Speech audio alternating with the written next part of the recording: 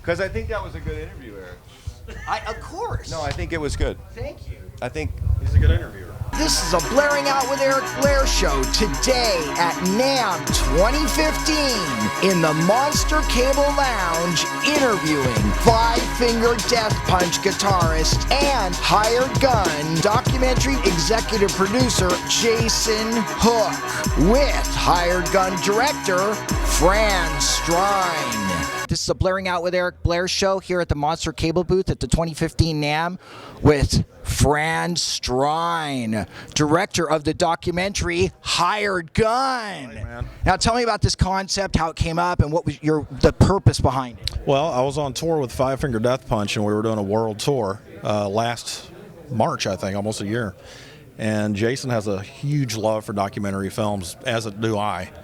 And we might have been in a bus somewhere, maybe in Singapore or Australia, I'm not sure, but we just started coming up with ideas. You know, we formed a partnership and came up with the concept of a hired gun, because that's what Jason did before he was in Death Punch. You know, started off with Mandy Moore, Hillary Duff, Vince Neil, onto Alice Cooper, and then in his own, he made it his own right. So he kind of jumped the shark tank and became the guy. So it's like, what a great story, man. it's kind of a weird mind. I don't want to use the F word, but you know what I mean? Because you're sitting there front row to all this special treatment, all this glamorous lifestyle, but it has zero to do with you. So you're feeling it, but it's not you, and you're donating your precious years to somebody else's cause.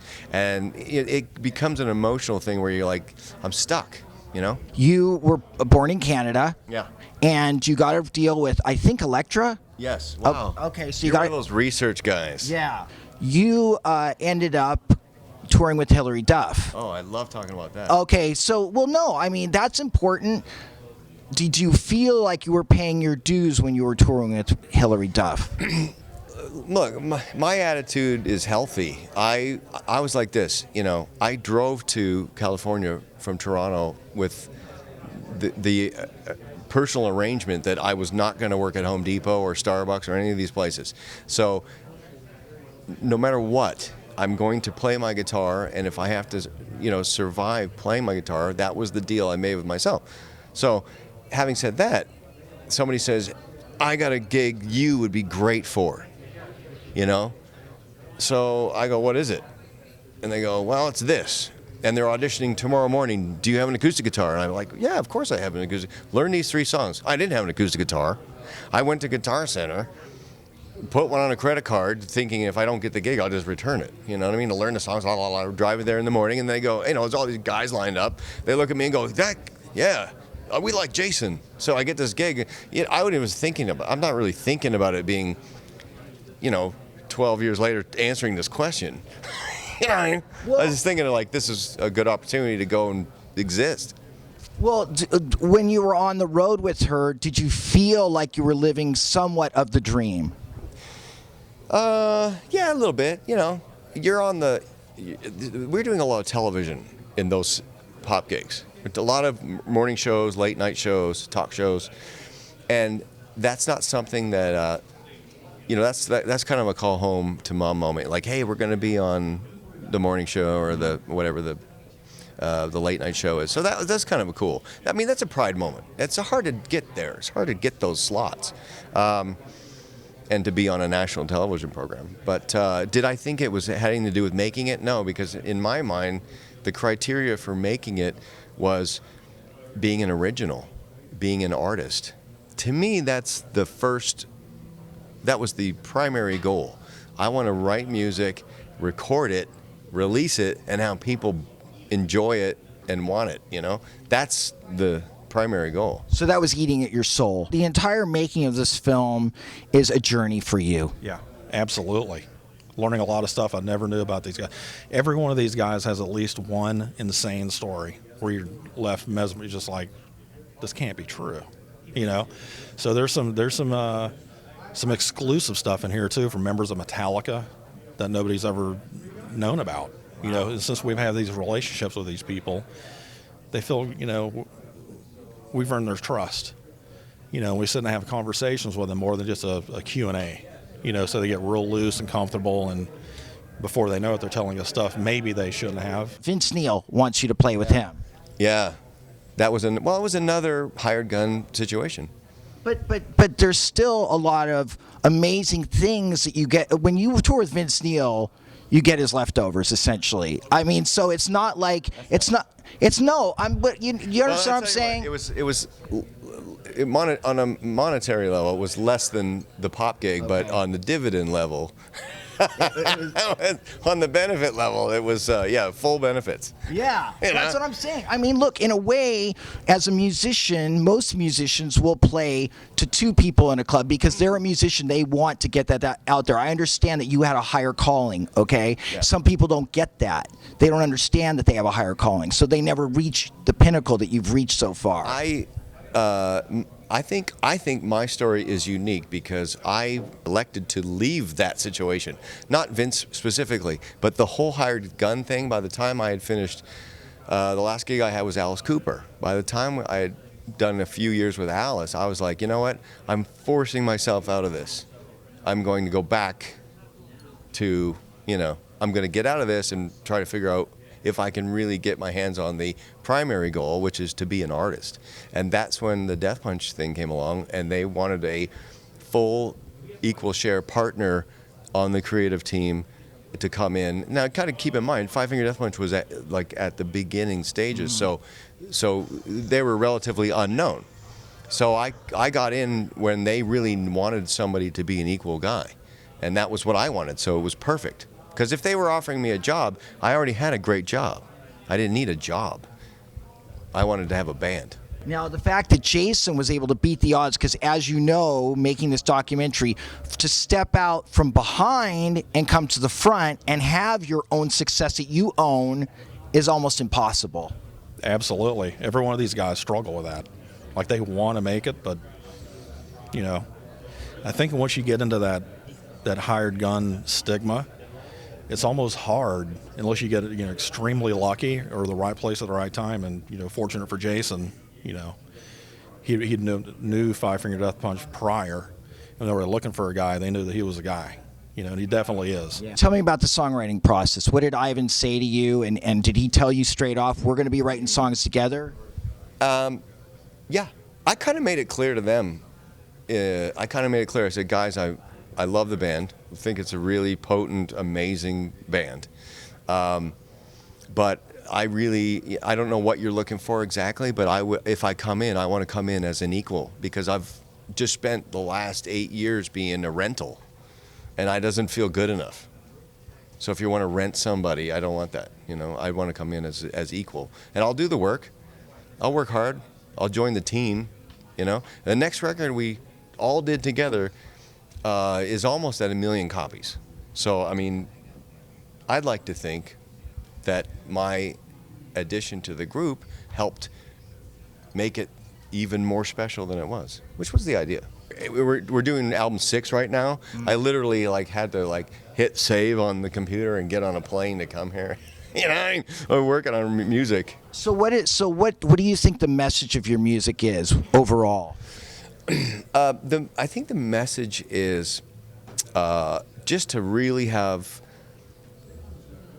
strong self-confidence and belief, and that it's not horse shit, and we're not trying to preach anything. What we feel is real, and we feel very confident and very strong. And there's, I like to think that we inspire, really, because people hear the lyrics and they hear the music and they go, I take it to the gym, I take it to Afghanistan, it does something to help me, whatever that is. It just does something and helps me. And so that to me is really special, and it's worth nurturing. If somebody says, we got wasted at a party to your record, that's cool if that's your thing, but wasn't the intention. You know what I mean? Yeah, no, I think your music is more about getting up and going forward with your life, no matter what. Like, I'm bloodied but unbowed. I will come back. It's not supposed to be cheesy. It's just supposed to be real. It either works for you or it doesn't. But that's what I get from it. this we care very much about the band and what we're doing, and we don't play around with it, and we don't take it for granted, and we work very hard to make it the best that we can. And if that translates to people and they get the same thing out of it, then that's good. That's what we want. If people don't like us and they don't get that, that's okay too. It's just that's how I feel when I get up and go to work. So that's what we're trying to do, inspire people to push themselves and to feel strong and confident, you know? Do you have a title for the new album yet? We do, but you're not going to get it. It's probably like Welcome to Hell Part 5. Nope. No. I mean, I have all these funny things I'm dying to say right now, but I'm not going to say anything because, I mean, we've always thought about good joke titles, like Five Finger Death Punch, Keep Your Receipt. No, not our best word. No, no, I can't tell you the title. You guys have never put out a bad record. Well, I appreciate that. That's very nice. There's no keep your receipt. No, I know. It's, you know what? People steal it anyway. There is no receipt. Yeah, exactly. What receipt? That money can be there and you don't even know. You know what? There are a lot of revenue streams that sort of like go off into, you know, dust bunnies. And every time we have a new team member come in, because there's a lot of people, business managers and accountants, and they all go, we just located a pipeline of cash that was over here or somewhere over here, and we're trying to recover that, or we're trying to get a statement. And, you know, I'm a guitar player, so I'm like, how do we ever know this stuff? You know? Well, it's dangerous.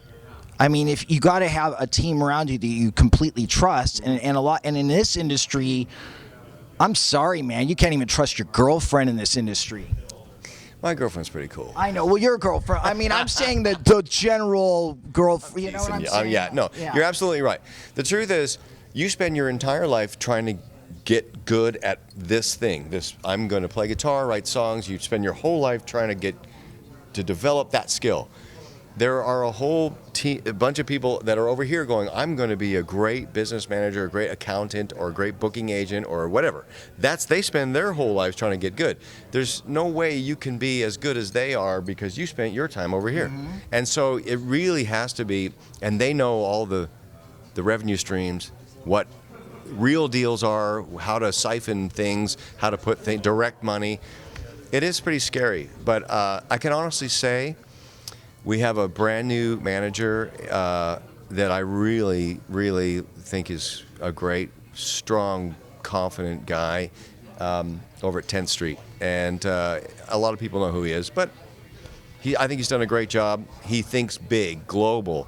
You know, I know it sucks for you guys to spend 6 weeks over here, and everyone's homesick, and the cell phones don't work, and the money's all fucked up. But trust me, it will pay off. You guys will go back next year, and you'll have twice as many people, bigger venues, bigger billing. New record will sell more copies. You know, and he's right, because we were like, no, this sucks, but he was right.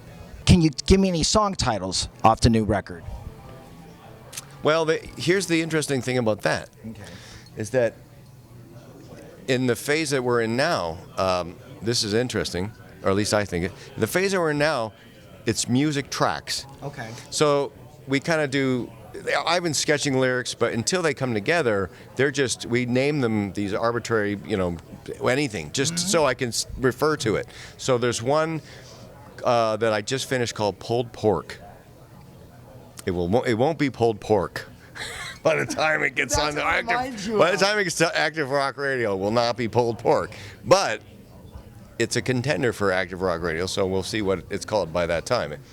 And so you're not even close to a release date on something like that. Well, I know I have a deadline. We have a deadline, and it's going to be tight. But you know what? Deadlines make for focused work. Favorite top metal records of the 80s? 80s. Of the 80s metal. Okay. Well, let's do Power Slave, 80s metal. That was a good one. Power Slave came out in '85 by Iron Maiden. That's a classic. I mean, metal. Can we go like Back in Black or something like that? Of course. I like fuck, I like 1984, but that's not really metal. We're kind of straying a little outside the box. That's when Van Halen went totally commercial. To me, my favorite Van Halen record, I mean, I love all of them, but Fair Warning. Fair Warning was the one. Now, Fair Warning would have been 81? Yes. Okay, so that still qualifies. Yeah. Okay, scrap 84. Let's go Fair Warning. Yeah. Help me out. What's a good 80s metal? Well, Heaven and Hell is a great record. I mean, let's talk. Hell Killer. What was the Sabbath record with Glenn Hughes? Seven Star. Seven Star with kinda- Eric Singer played drums on I like that record. You do? Yeah. Living on the streets, I'm no stranger to love. You don't need me here. What are your favorite records of the 80s? Metal records. Venom, Welcome to Hell. Venom, Bloodlust, right? Yeah. Keep going. Well, I mean, Venom, Welcome to Hell, Heaven and Hell by Black Sabbath, Iron Maiden, Number of the Beast. The more satanic they were in the 80s, the better off we were. You're heavy duty. Yeah. Okay. Of course, being in Canada, I was, exposed to stuff that probably wasn't even people weren't even aware of down in the States. Like we had, we were Triumph, Rush, Honeymoon Suite, Brighton Rock, Lee Aaron, stuff like that. You know. Yeah.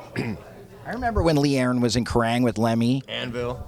Yeah. So I mean, like, but that stuff was like really. That was on TV, and all the video stations were playing a lot of Canadian content. So as a Canadian at the time, that was kind of like our world, you know. In the early '80s, I was a devoted Kiss fan.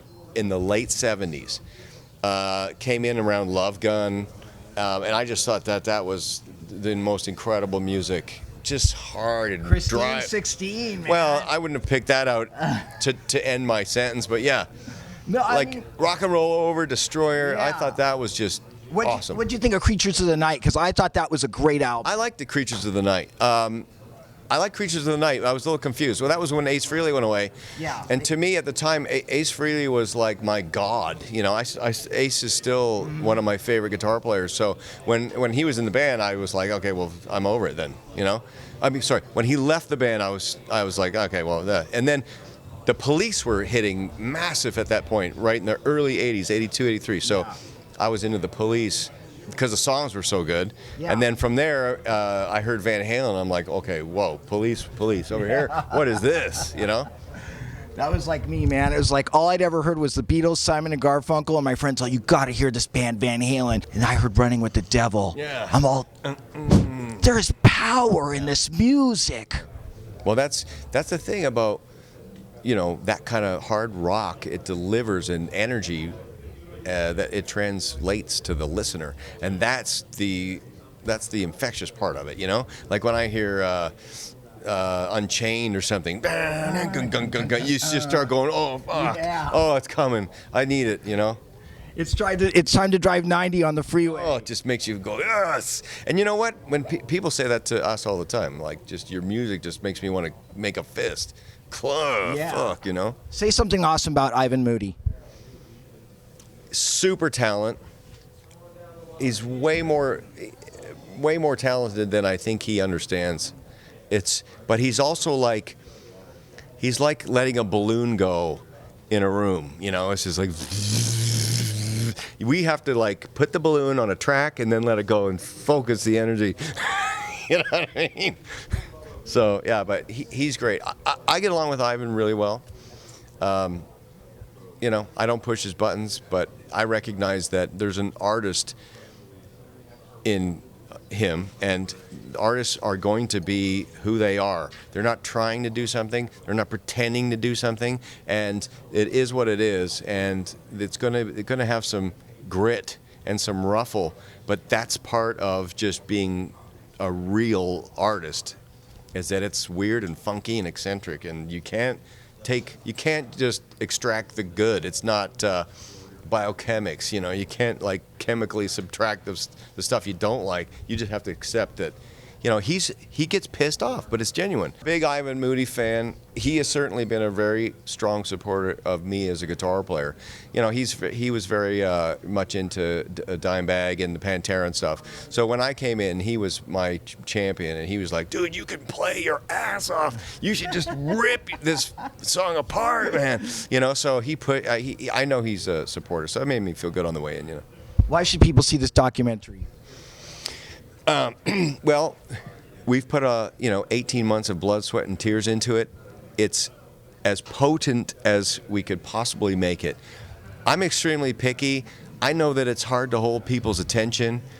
It's all about cutting the fat and making it spiky and compelling.